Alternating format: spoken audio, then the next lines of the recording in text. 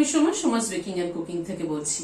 আজ আপনাদের সাথে শেয়ার করছি একটা পনিরের পাতলা ঝোল। যে কোনো গরমের দিনে দুপুরবেলা কিন্তু এরকম একটা পাতলা ঝোল দিয়ে কিন্তু অনেকটা ভাত খাওয়া হয়ে যায়।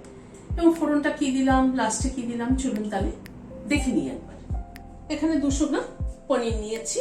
পনিরটাকে প্রথমে কিউব করে কেটে নিচ্ছি।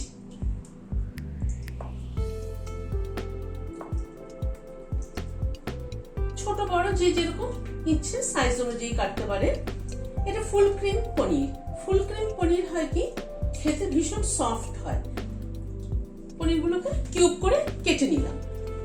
কড়াইতে সাদা তেল দিচ্ছি। পনিরটা আজ আমি সাদা তেলে রান্না করব। প্রথমে অল্প করে দিলাম। তেলটা গরম হয়ে আসার পরে গ্যাসের ফ্লেমটাকে কমিয়ে দিলাম, দিয়ে পনিরগুলোকে ছেড়ে দিচ্ছি।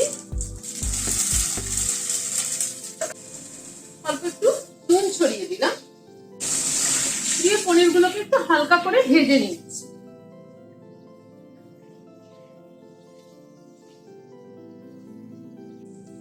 পনিরগুলোকে হালকা করে ভেজে তুলে নিচ্ছি। ওই তেলে আরেকটু তেল অ্যাড করছি। ওই তেলে হাফ চামচ কালো জিরে ফোড়ন দিলাম। নর্মালি আমরা পনিরের তরকারি তো জিরে ফোড়ন দিয়ে করে থাকি, কালো জিরে ফোড়ন দিয়ে করে দেখবেন আরেক রকম টেস্ট হয়, কিন্তু ফ্লেভারটা একটু অন্যরকম। কালো জিরেটাকে একটুখানি ক্র্যাক করিয়ে নিচ্ছি গ্যাসের ফ্লেমটাকে কম করে। ফোড়ন সবসময় ভালো মতো যদি ফোড়নটাকে ক্র্যাক করানো যায়, ফোড়নের গন্ধটা যদি সুন্দর আসে, তাহলে কিন্তু তরকারিরও কিন্তু ফ্লেভারটা ভালো হয়। এখানে দুটো আলুকে ডুমো ডুমো করে কেটে হালকা একটু বয়েল করে নিয়েছি। আলুটাকে আমি সবসময় বয়েল করে নিই, যে আলুর স্টার্চটা বেরিয়ে যায়। খাওয়াও ভালো, তাতে হয় কি যদি কেউ সুগারের পেশেন্ট থাকে তাহলে তাদের পক্ষে কিন্তু এইভাবে আলুর স্টার্চটাকে বের করে খাওয়াটা ভালো। আলুটাকে একটুখানি ভেজে নিচ্ছি। অল্প একটু নুন দিয়ে দিলাম আলু ভাজার জন্য।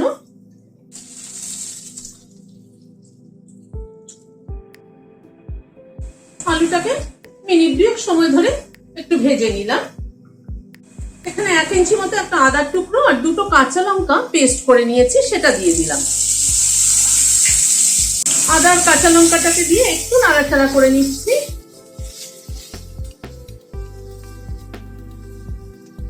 আদা কিন্তু খুব একটা ভাজতে হয় না, খুব একটা বেশি ভাজলে পরে আদার ফ্লেভারটা নষ্ট হয়ে যায়। জাস্ট একটু নাড়াচাড়া করে নিলাম। একটু জল দিচ্ছি মশলাটা কষানোর জন্য। হাফ চামচ জিরের গুঁড়ো দিলাম, হাফ চামচ ধনের গুঁড়ো দিলাম। এই জিরে ধনের গুঁড়োটা কিন্তু রোস্টেড জিরে ধনের গুঁড়ো। নুন দিলাম হাফ চামচ, হলুদ দিলাম পরিমাণ মতো, কাশ্মীরি রেড চিলি পাউডার দিলাম পরিমাণ মতো, হাফ চামচেরও কম। সবকিছুকে একসাথে একটু কষিয়ে নিচ্ছি।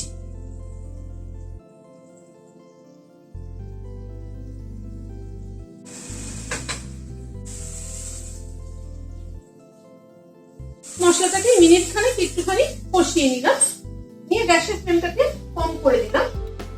খানিকটা পিস এখানে নিয়েছি, এটা ফ্রোজেন পিস, একটু গরম জলে ডুবিয়ে রেখেছিলাম মিনিট 5-7 মতো। পিসটাও এর সাথে কষিয়ে নিচ্ছি।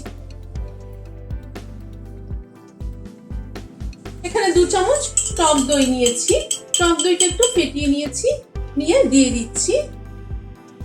গ্যাসের ফ্লেমটাকে একদম কম করে দিলাম, দিয়ে দইটাকে সমানে নাড়তে হবে।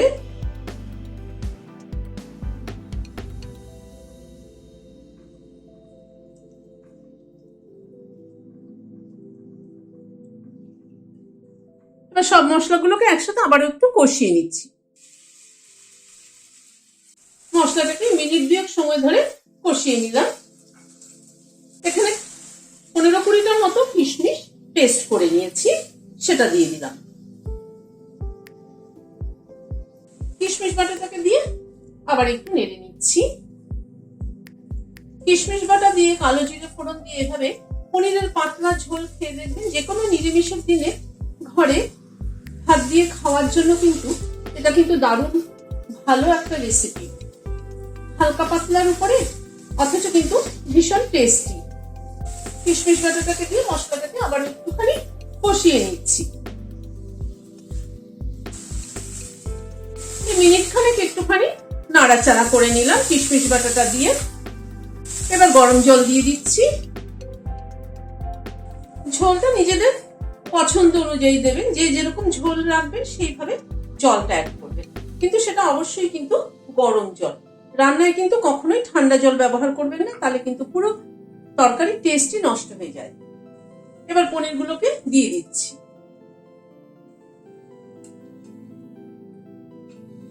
পনিরগুলো একটু ঝোলের সাথে ফুটে উঠুক। ঝোলটা 2-3 মিনিট মতো ফুটে উঠলো। এখন তো ধনে পাতা ছড়িয়ে দিচ্ছি। আমি আজকে মিষ্টি ব্যবহার করলাম না, কেননা কিশমিশ বাটা যেহেতু দিয়েছি, কিশমিশের একটা নিজস্ব মিষ্টতা আছে, কিন্তু সেই জন্য চিনিটা দিলাম না। ধনে পাতাটা দিয়ে নেড়ে দিচ্ছি, দিয়ে গ্যাসের ফ্লেমটাকে বন্ধ করে দিচ্ছি, ঢেকে দিচ্ছি স্ট্যান্ডিং টাইম 5 মিনিট। এরকম কালো জিরে ফোড়নে কিশমিশ বাটা দিয়ে ধনে পাতা নামানোর আগে দিয়ে পাতলা পনিরের ঝোল খেয়ে দেখবেন, যে কোনো গরমের দিনে দুপুরবেলা কিন্তু ভাতের সাথে খেতে দারুণ লাগে।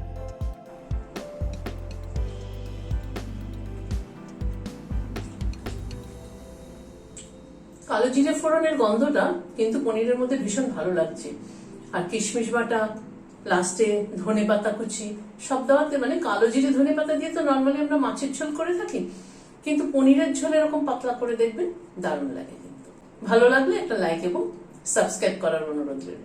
আজ তাহলে এখানে শেষ করছি। নমস্কার।